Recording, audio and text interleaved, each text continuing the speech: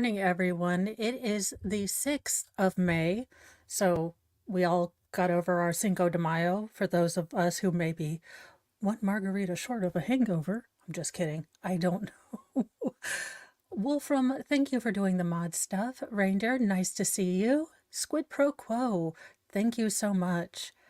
Squab Bob, I see you.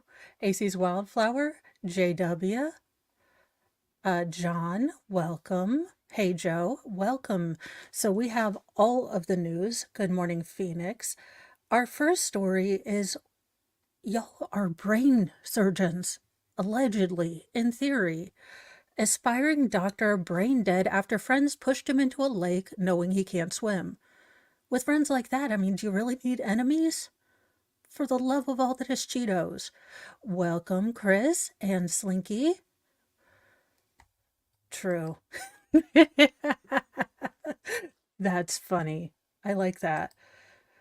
So, because with friends like this, do you really need enemies? Honest to God. Are these all middle school girls?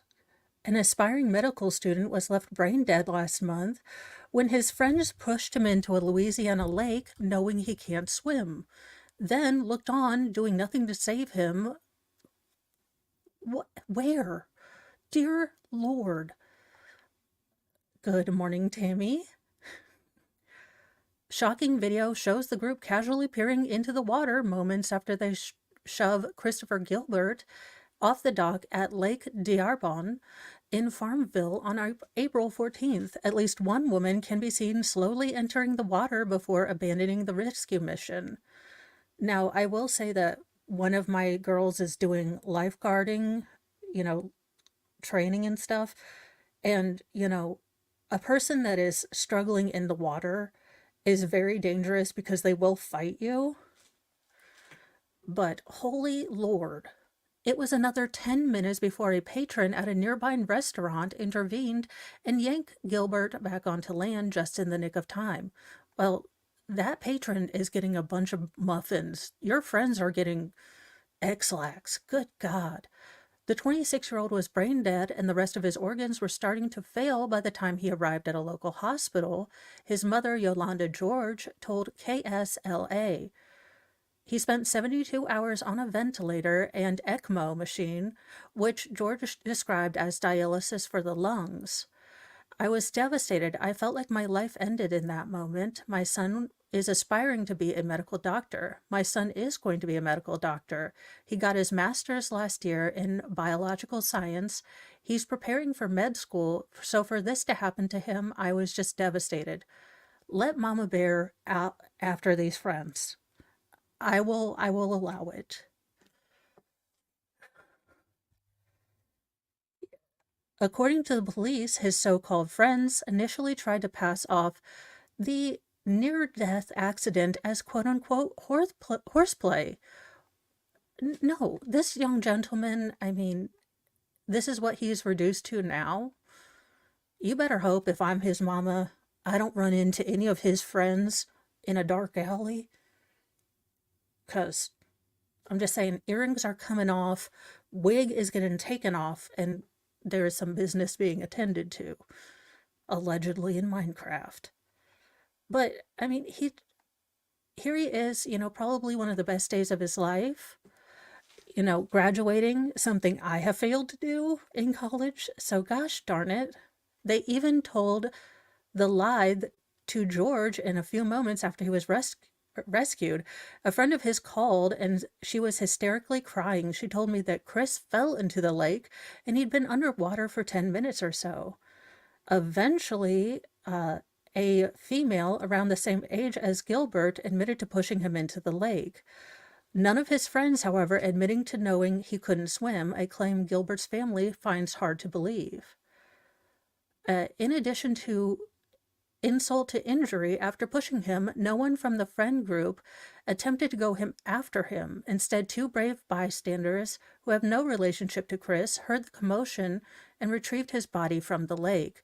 Personal injury attorney Claudia Payne, representing George, wrote in a report obtained by the Lincoln Parish Journal. Fortunately, Gilbert has made strides since this prank or attack, depending. He's responding cognitively but cannot speak, according to George. He also still relies on life support. His lungs are said to be at 20% capacity. These absolute jerk faces. Don't you ever. This is not a joke. The family is also demanding that arrests be made in addition or in connection with the tragic incident. Yes, you purposely let your friend drown for 10 minutes. I mean, again, the Heathers would have been better friends than these kids. Why would you push my son into a lake without or knowing he couldn't swim? Or if you did not know he could swim, I mean, that would become terrifyingly apparent, and someone better get their behind in there, and help him or hand him a noodle. I cannot with people. In, well, more sad news, but also rest in peace. Rest in peace, Bernard Hill, the Titanic captain and Lord of the Rings King Theoden, passed away this weekend.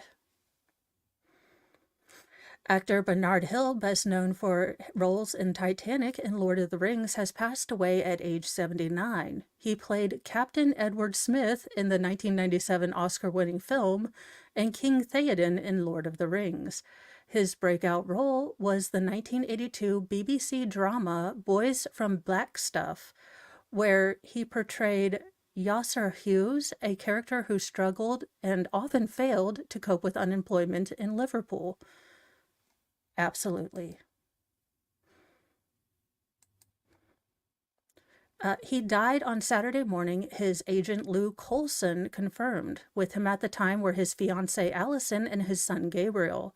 Elijah Wood, Sean Astin, Dominique Monaghan, and Billy Boyd, the actors who played the Hobbits, Frodo, Sam, Merry, and Pippin in The Lord of the Rings, pay tribute to their co-star at Comic-Con in Liverpool. Austin began by saying, "We love him. He was intrepid, he was funny, he was gruff, he was irascible, and he was beautiful." Boyd recounted watching the trilogy with Monaghan saying, "I don't think anyone spoke Tolkien's words better than Bernard. He would break my heart. He will be sorely missed." Alan Bealsdale, who wrote Boys from Blackstuff, said Hill's death was a great loss and also a great surprise. It was an astonishing, mesmeric performance Bernard gave everything to, and that you can see it in all the scenes. He became Yasser Hughes. He added, "I was desperate to work with him. Everything he did, his whole procedure for working, the manner in which he worked, and his performance was everything you could ever wish for. You always felt that Bernard would live forever. He had great strength, physically and of personality." I mean, there's the captain who could do no wrong on the Titanic. "I'll choose to remember you as King Theoden. No offense, but Titanic nearly broke me."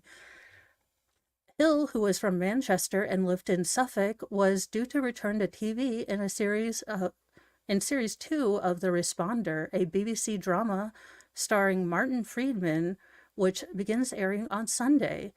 Lindsay Salt, director of BBC drama, paid tribute to him, saying, "Bernard Hill blazed a trail across the screen, and his long-lasting career was filled with iconic and remarkable roles as a testament to his incredible talent." So, doggone it. God, again, you skipped Kevin Spacey? Why? And also, I want Kevin Spacey to live so he can atone and stuff, but it's a Monday. That's about as close as you're going to get to me promoting Kevin Spacey. A witness saw quote-unquote warning signs in a man's behavior with a young girl. He called 911 to save her from a serial unaliver.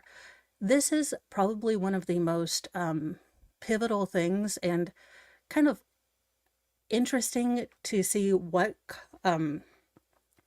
sparked his, something isn't right here, what, kind of scratched at the back of his brain. Because this is the man who Well, basically saved this little girl from Rodney Alcala. A witness credited with saving a girl's life recounts his experience with unaliver Rodney Alcala on People magazine's Investigates Surviving a Serial Unaliver. Welcome, IT Goatee.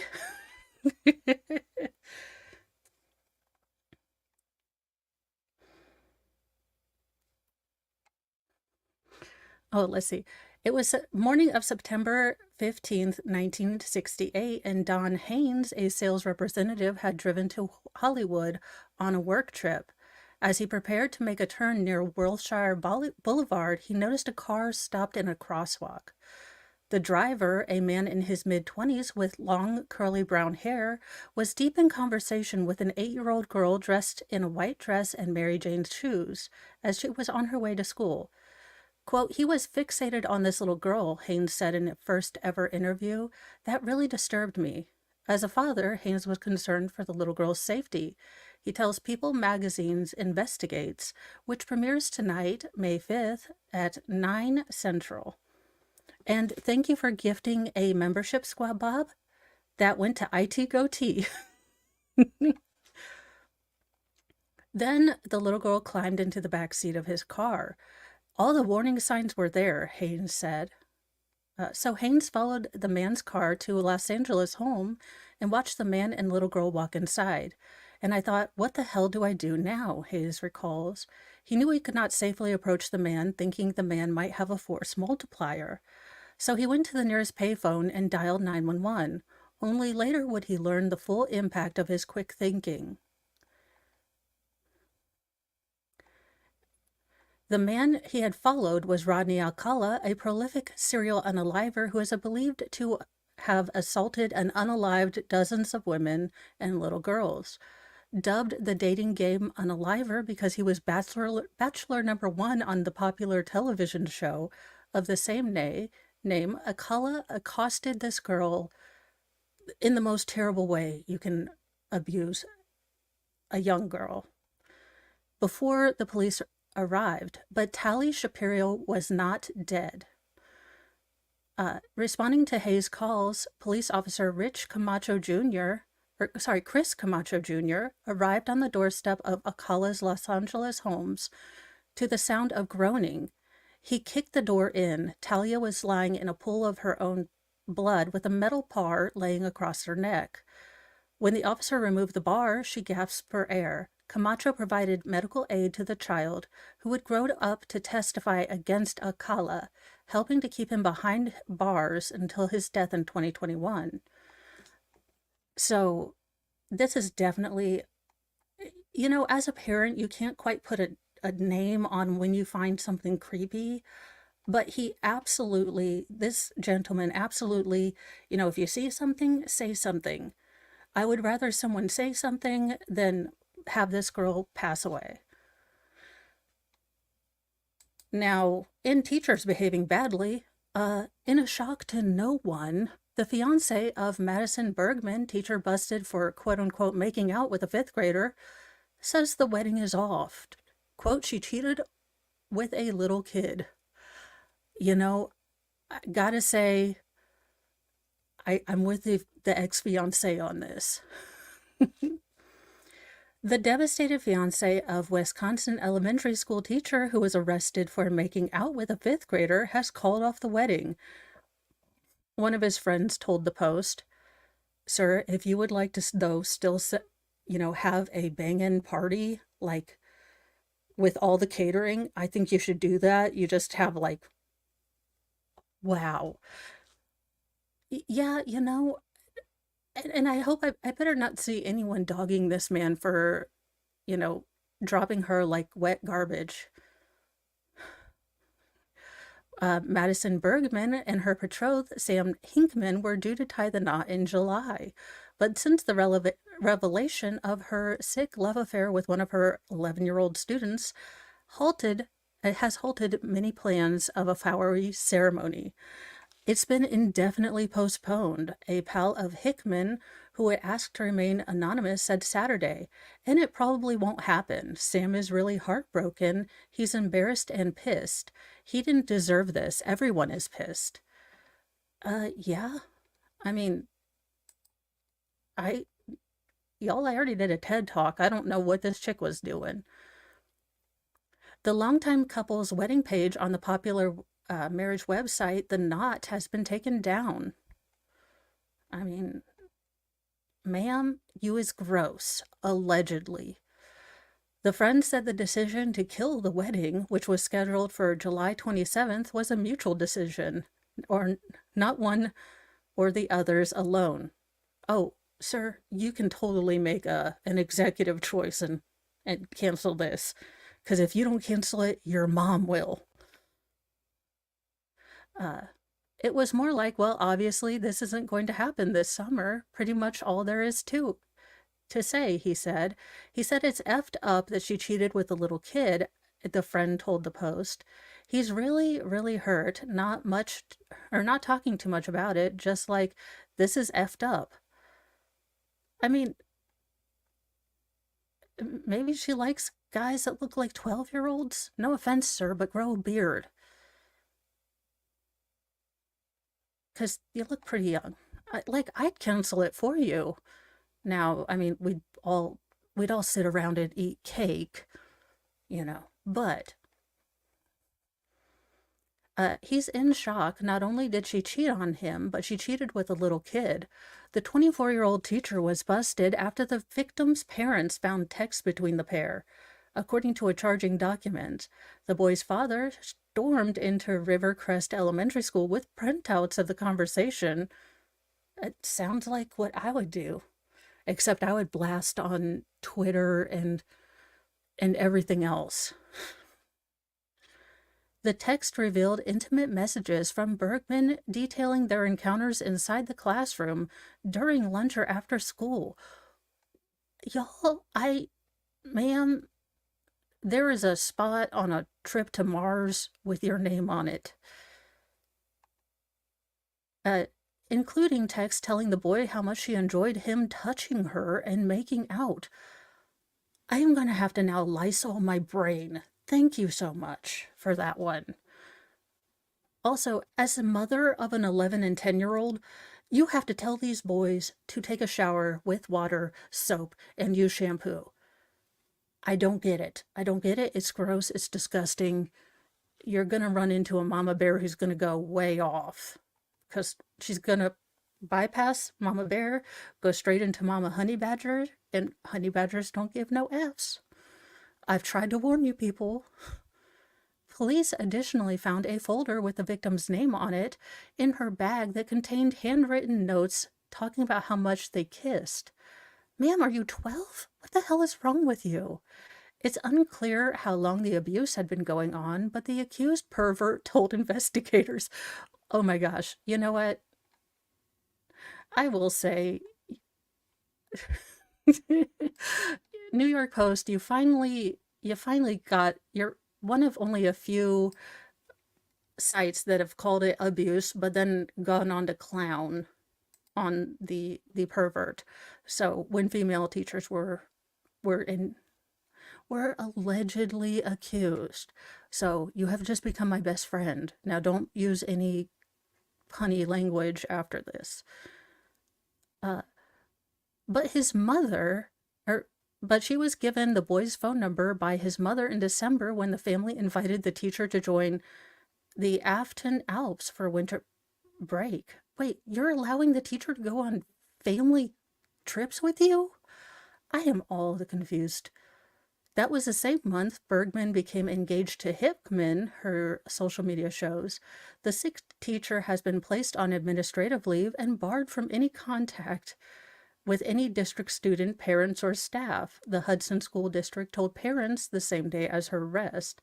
Bergman is charged with one count of first-degree sexual abuse, and she was released on a $25,000 signature bond. Yeah, I see no problem with this. In the most Wisconsin of Wisconsin, tragedies, a traffic delay traffic was delayed by a beer spill on Wisconsin highway. Wisconsin most affected. Officials warned of traffic delays on a Wisconsin highway when an overturned truck spilled beer into the roadway. Menominee Falls shared photos on social media showing a semi-truck on his side in northbound lanes of Interstate 41 on Thursday with cases of Miller High Life beer spilling out from its rear. Things that could be true of any Wisconsinite in this accident. Just kidding. Wisconsiners would not spill beer. That was mean.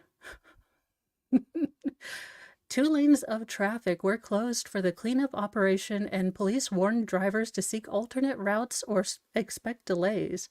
The scene was cleared and all traffic lanes were open later in the afternoon. The cause of the crash remains under investigation, but police say they do not believe alcohol to be a factor. Aside from being a casualty of the crash, welcome Marlena Mars and T. Underwood. The driver of the truck was treated for minor injuries, and the driver of another vehicle involved in the crash was not injured. Okay, so I'm guessing what happens to all the beer that was shook up? Do we just put that? I don't know.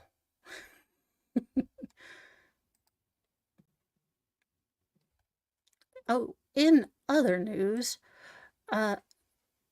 New York seems to continue to try to get money out of people doing large fitness events over their bridges. You know, perhaps if you didn't tax everyone to death, New York would be a better place. I don't know. I'm just a redhead on the internets. But furious riders rip MTA threat to make the 5-borough bike tour pay for lost bridge tolls. They are out of their mind. Yeah, it's a cultural landmark. You can go without one day. Well, no, you actually can't. But you tried this with the New York Marathon. You don't think that the bikers are like, if you see a more entitled person, it is a man in spandex on one of these bikes. You will never find a more irritating person, at least in my view. But the bicyclist will not take this sitting down or on a unicycle. They will not pay you. Furious 5-borough bike tour cyclist ripped the MTA on Sunday over its reported threat to charge the event for lost tolls from the Verrazano Bridge. Quote, between a potential toll bill and congestion pricing, I think they're out of their mind, Bob Sweeney, a 56-year-old retired firefighter from Queens, seethed of the transit officials. The Metropolitan Transportation Authority last month infamously proposed charging the New York City Marathon hundreds and thousands of dollars for tolls lost to the bridges shut down during the famed running race, creating such a widespread outcry that Governor Kathy Hochul, fresh from, sucking a Gelfling dry. Look, everyone has a weekend thing. I don't know. Ordered the agency to hit the brakes on that thought. But the bike tour organizers, who are likewise reportedly threatened with a whopping bridge toll bill, say they never got the same promise of a future reprieve. While this year the bike tour is expected to shell out what it did last year to the MTA, neither the transit agency nor Hochul's office would say Sunday whether the 5-borough would be subject to a devastating mass toll bill in the future. This is ridiculous, Sweeney said of the situation. This is a great event, and a lot of people that live in the city take part. They should probably lower the price to get more people to take part. Other riders said they feared the potential toll charge, which might boost the bike tour's $139 entrance fee and could effectively kill participation in the ride, which draws around 32,000 people annually. That's not cool, said Glenna Hamilton, a 54-year-old office manager from Queens. I don't think a lot of people would ride, and it would deter me from riding, she said of the cost increase. Why pay so much for an event? You can just go to the park.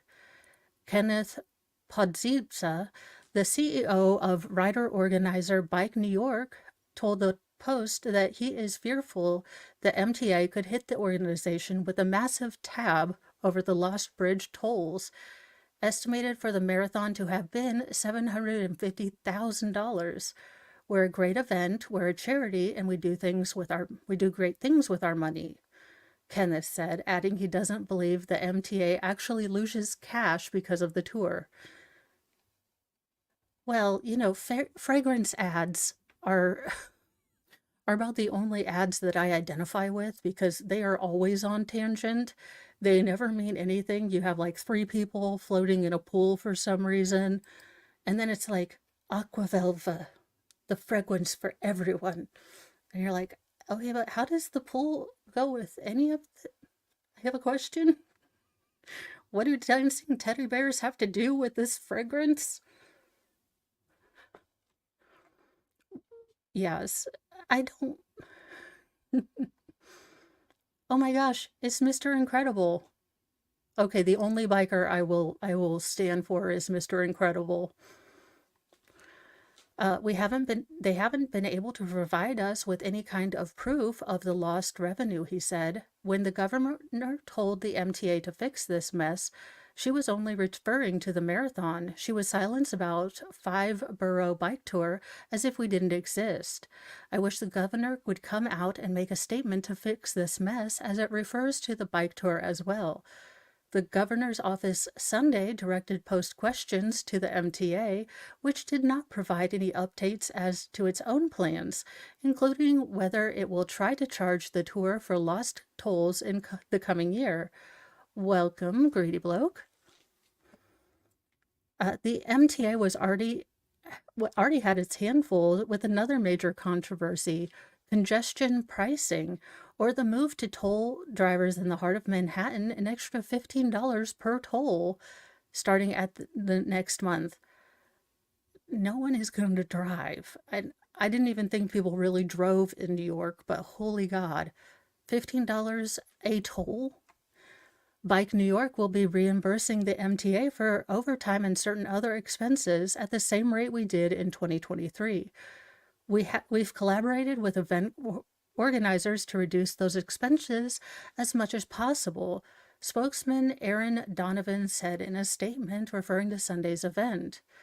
We look forward to a successful event this weekend. Bike New York paid roughly $90,000 to use the Verrazano last year. That included overtime and some of the costs involved in shutting down the bridge's lower deck. The tour, which snakes 40 miles through the city, begins in lower Manhattan and ends on Staten Island.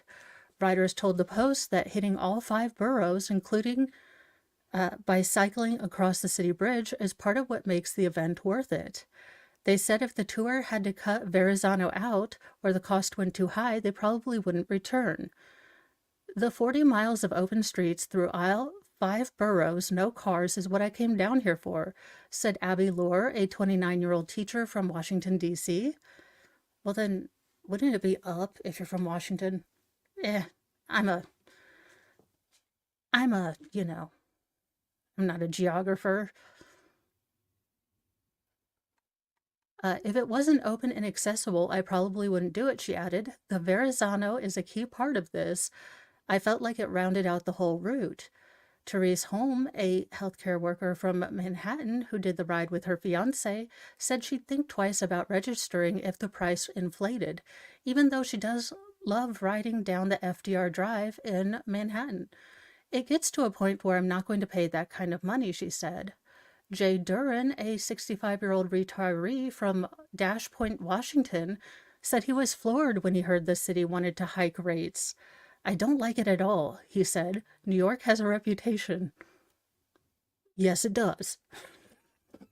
For what, though? But when you have these diamond events, It's one heck of a way to bring people out from around the world and across the United States. It's good for the local economy. Figure out how to raise something in the budget rather than raise the rates for events like these. Oh, there's a little kiddo riding.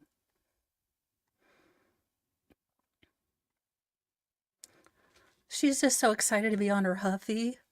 I love little kids riding bikes.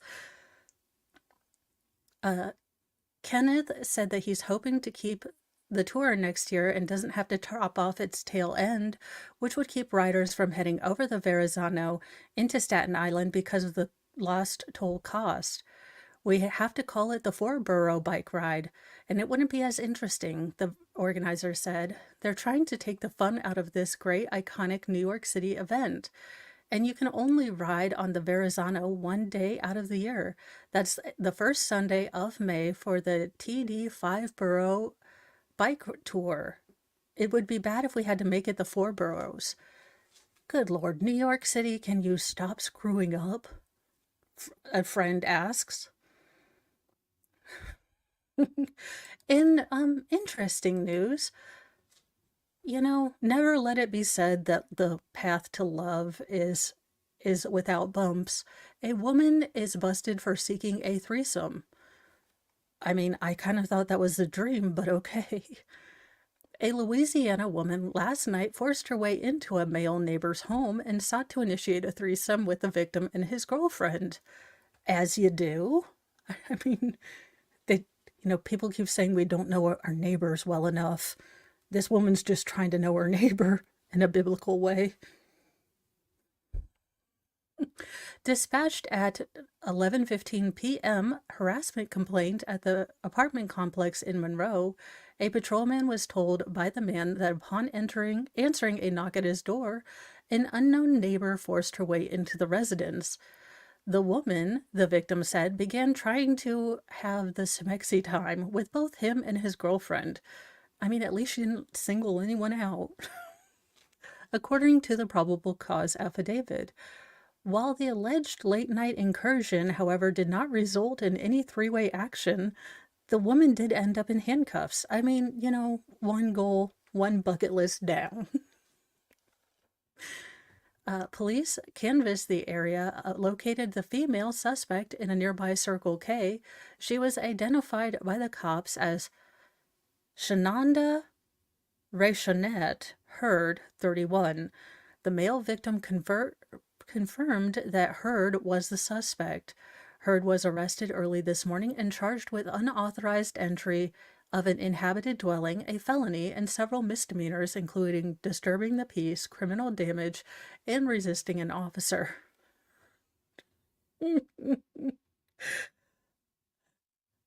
Well, she was just trying to reach out and phone a friend. Oh my gosh. You cannot make this thing up. Let's see here. A steakhouse, employee may have been adding more than the special sauce. Do your, prime rib. Look, I don't care. You are going directly into the center of the sun if you contaminate anything at a restaurant and make me any more neurotic about people doing weird stuff in the back rooms. Mr. Mo is like, why don't you want to eat at a buffet? I'm like, I have seen the people that eat at buffets. That sneeze guard is not enough. A part-time steakhouse employee in Kansas has been arrested and charged with a felony for contamination of food with an unspecified body fluid. Look, all of them are horrifying. I was trying to think like maybe there's a lesser evil, like if you just sweat in it, but no, it's all gross. Christian Hansen, 21, was arrested on April 25th, according to court records made available by Johnson County District Attorney's Office, but the official disclosure about what his charges were re-upped this week as police said that they want more members of the public who think they might have been affected to come forward and report any health issues they're experiencing. This is how you get monkeypox. And the T virus, people. It was not Umbrella Corporation. It was this dude, current year started it all. Prosecutors have been mum on exactly how Hansen allegedly contaminated the food at Headford House Steakhouse on Town Center Drive in Leawood, nor have they specified the type of bodily fluids that were discovered. Yeah, just any of them is a no, is a nah in my book. Just any of them. I'm gonna hard pass on any bodily fluids in my stuff. Again, this should be a venial sin. No, this should be a mortal sin. I don't know if even final form Jesus can protect you. Johnson County Sheriff's Office inmate records show that Hansen is still in detention and being held on a $100,000 bail. What in the name of God did you put in the potato salad, sir? Because that is a high bail. Holy fazolies.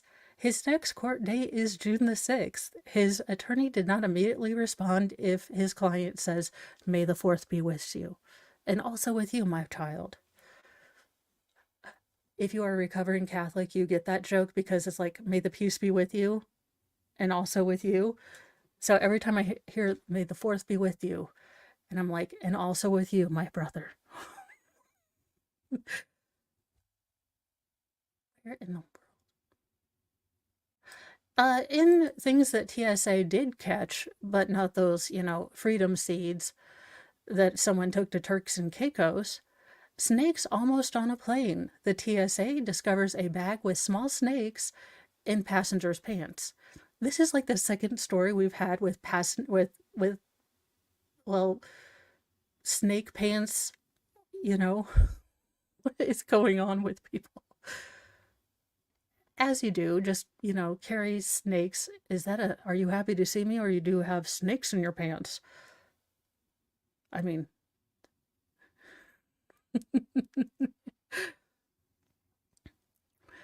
Air Force officers. Oh, thank you, Fraudette Wrangler. Hope you had a great weekend, and you have a video surprise for this afternoon. Dumb waiter went to the prosecutor's office and filed false reports because we made fun of his stupidity on YouTube. Some people need to pass a Darwin Award before they get on the internet. And I even count myself in amongst that some days. According to a post on X, the Transportation Security Administration officers at Miami International Airport found a small bag of snakes hidden in a passenger's trousers on April 26th at a checkpoint. Just why? The post included a photo of two small snakes that were found in what appeared to be a sunglasses bag. I mean, Florida man gonna Florida man even as he's out of the state. Just what in the actual heck are people trying to...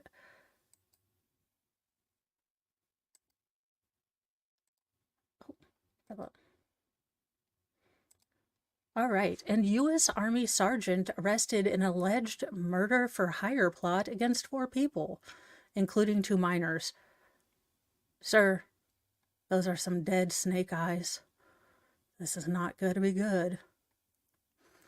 United States Army Sergeant and his brother have been charged in a failed murder for hire scheme. I mean, yeah, you would think that would... I mean, I don't want anyone to be... But, holy Lord, these people are getting dumber and dumber. Service member Jeremiah Pickert, 30, was arrested on Thursday by Connecticut State Police. He is accused of conspiring with his brother Joshua Pickert, 32, who is incarcerated at the Corrigan Correctional Center in Uncasville, at the time of the alleged scheme, according to court documents. The 2 brothers have been charged with conspiracy to commit murder. Please tell me you are not helping your brother. And conspiracy to commit risk of injury to minors, according to court documents. The plot, in which Joshua had allegedly solicited And his unknown cellmate to hire a hitman in 2022 targeted 4 people: a 29-year-old female, a 23-year-old adult male, a 10-year-old girl, and a 1-year-old girl. Y'all, maybe it's Satan? Look, Jesus is the only one on your side, dude. The rest of us think you're a schmuck. If you did what you allegedly did.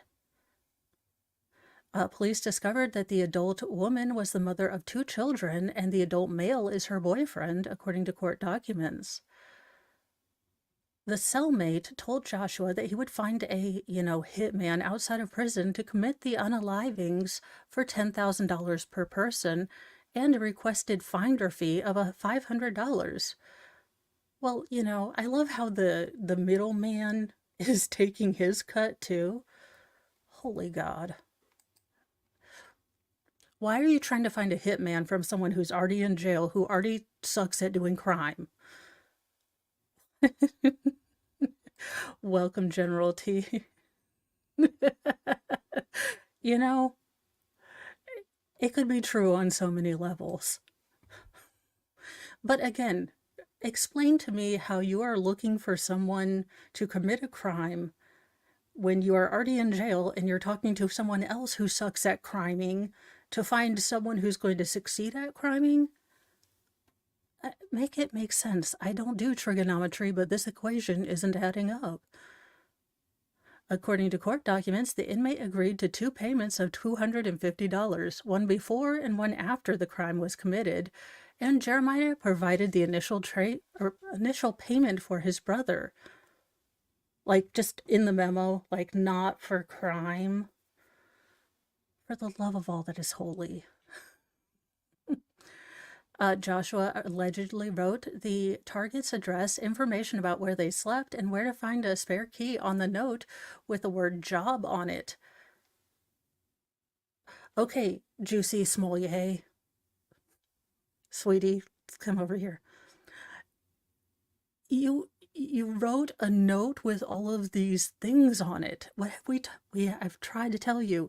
We do not write our crime. We do not TikTok our crime. We do not note our crime, and we don't put our crime in the memo of the MFing check, you dingus. But I am glad you got caught, because no. The alleged murder-for-hire plot was unearthed when Joshua's cellmate sent a handwritten letter to the 29-year-old woman detailing the alleged plot against her. You know what? Good on this, middleman criminal for A, making the other criminals pay you, and B, warning this woman. The woman contacted the police in Groton, Connecticut, who reported they began investigating the case in October 2022. And the unnamed cellmate told authorities he never intended to hire a hitman for the job and was just interested in collecting the money from the brothers. I mean, what's this world coming to when you can't ask your cellie to, off someone for you, and they just won't have your back? At no time did I have any intention of hiring a hitman or committing any violence, the cellmate testified, according to documents. Investigators said they discovered Jeremiah and Joshua had discussed the alleged scheme under the guise of it being a construction job, and that Jeremiah had transferred the $250 finder's fee to the cellmate's account. Look, Sally, you eat all the honey buns you want.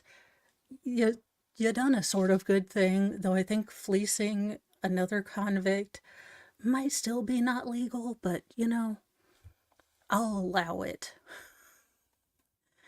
In December 2023, Jeremiah allegedly admitted to investigators in Texas that he had made the payment and he knew that was intended to hurt the 29-year-old woman.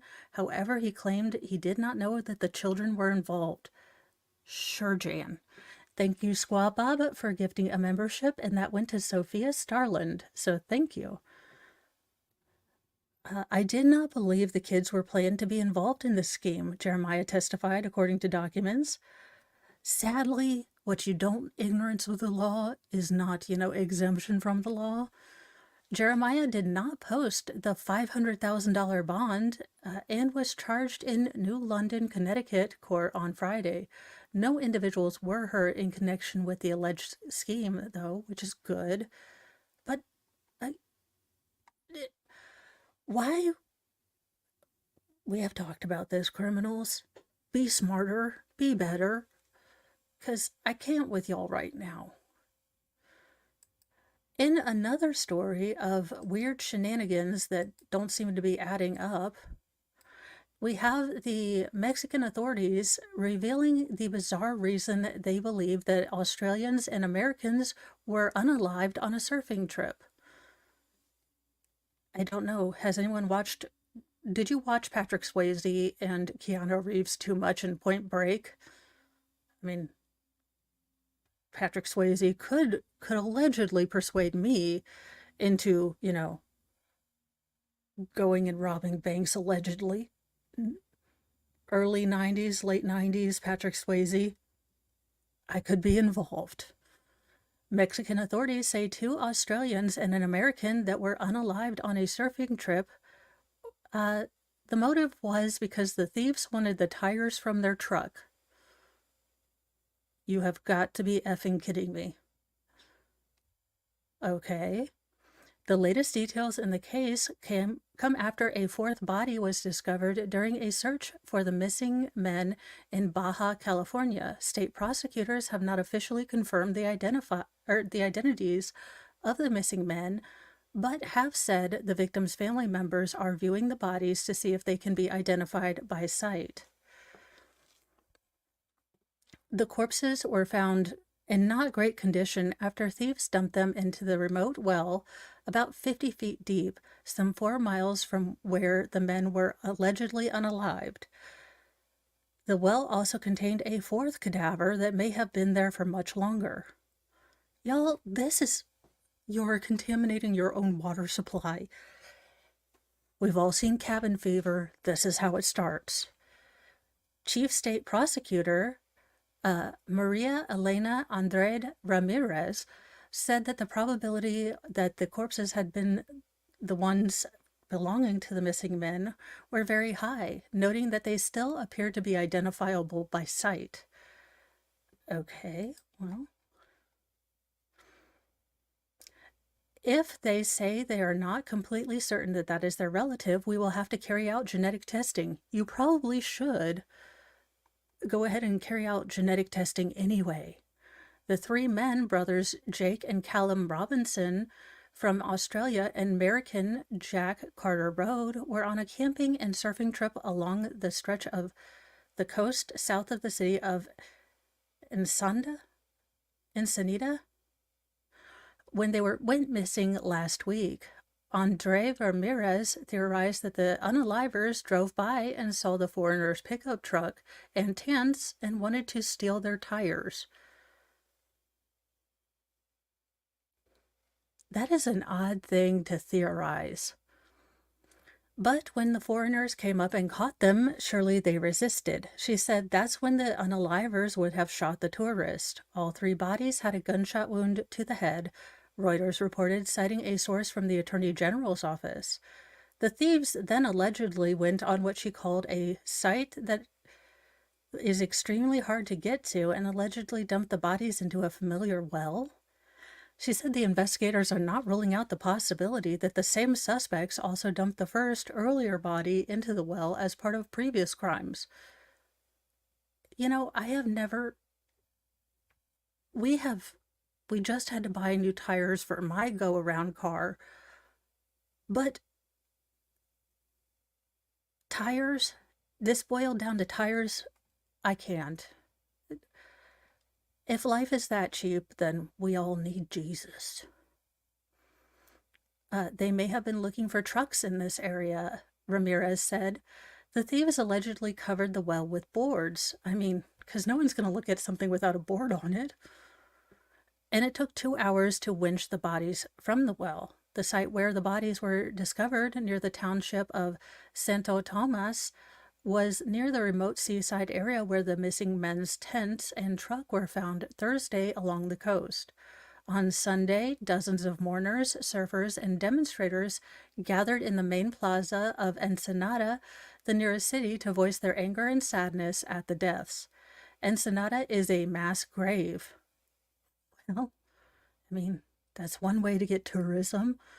Read one placard carried by protesters. Australia, we are with you, one man scrawled on one of the half a dozen surfboards at the demonstration.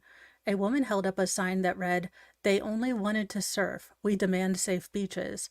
Baja California prosecutors said that they were questioning 3 people in the case, 2 of them because they were caught with the method acting pharmaceuticals.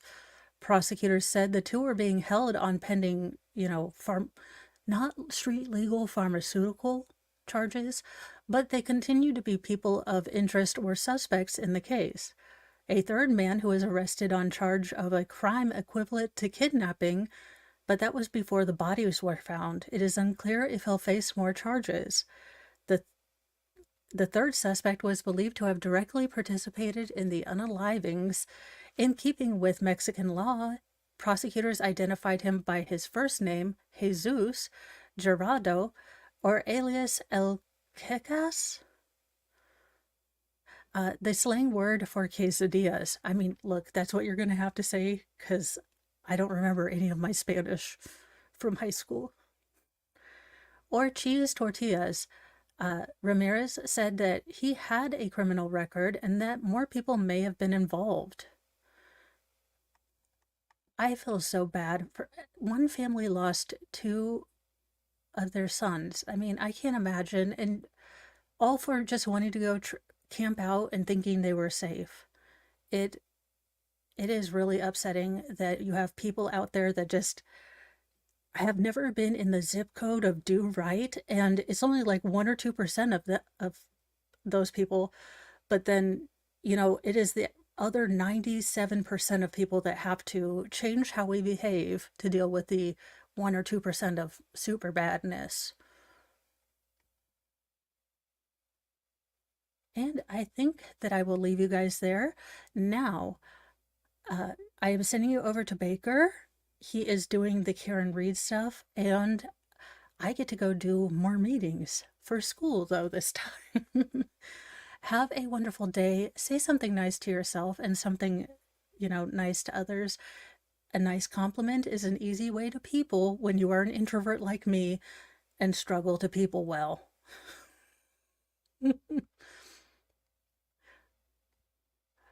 Have a great day. Sorry, I was trying to read chat and lost my train of thought. Anyhoozle, have a wonderful day. I will see you for Nightly Newsy News. There are some news pieces that are a little spicy that we'll probably do for a members only, but then after 24 hours, it will be, for everyone. So I will see you all this evening. Bye, guys.